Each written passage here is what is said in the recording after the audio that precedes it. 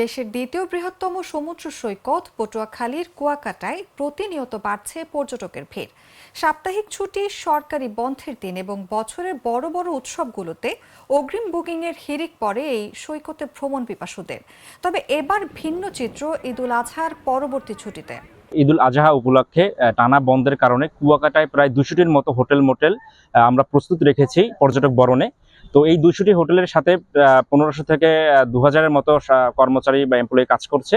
সর্বোচ্চ প্রস্তুতি নেওয়া আছে, আশা করি পর্যটক আসলে যেন আমাদের কোনো ঘাটতি না থাকে। একটু সমস্যা আছে যেহেতু গরম বেশি, তারপর দেশের একটু মন্দা অবস্থা চলতেছে অর্থনৈতিক। শুটকি আমরা যারা দোকানি আছি একদম খুবই বেহাল দশায় আমাদের চলেছে। কুরবানি আসছে, আমরা সর্বোচ্চ চেষ্টা করতেছি আর নতুন বা শুটকি, ভালো মানের শুটকি প্রস্তুত করার জন্য, যেটা আমরা গ্রাহকের কাছে তুলে দিতে পারবো। এর আগে বিভিন্ন উৎসবের টানা ছুটির 2-1 দিন আগেও যেখানে এলাকার স্থানীয় হোটেলগুলো 70 থেকে 80% বুকিং হতো, সেখানে আজ পর্যন্ত মাত্র 20 থেকে 30% বুকিং হয়েছে।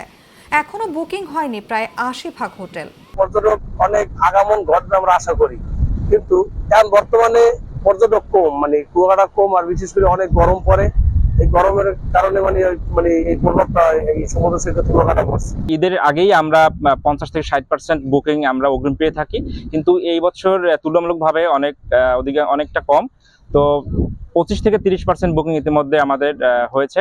কুয়াকাটায় পর্যটকদের সেবা দেওয়া হোটেল, রিসোর্ট, রেস্টুরেন্ট, শুটকি, বার্মিজ পণ্য সামগ্রী বিক্রেতা, ফটোগ্রাফার, ট্যুর গাইড সহ প্রায় 16টি পেশার 5000 জনশক্তি প্রস্তুত রাখা হয়েছে ঈদ পরবর্তী সময়ে পর্যাপ্ত পর্যটকদের চাপ সামলানোর জন্য। অতিরিক্ত গরম এবং দেশের অর্থনৈতিক মন্দায় অনেকে শঙ্কিত যে কতটা ভিড় হয় এ সৈকতে তা নিয়ে। ঈদ উপলক্ষে বাড়তি প্রস্তুতি নেওয়া হয়েছে।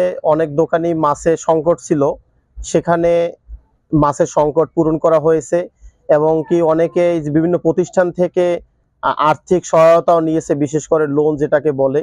এ নিয়ে বাড়তি অনেক সুযোগ সুবিধা দিতে চাইতেছে, যাতে পর্যটকরা এসে ভালো মাছ কুয়াকাটা থেকে নিয়ে যেতে পারে।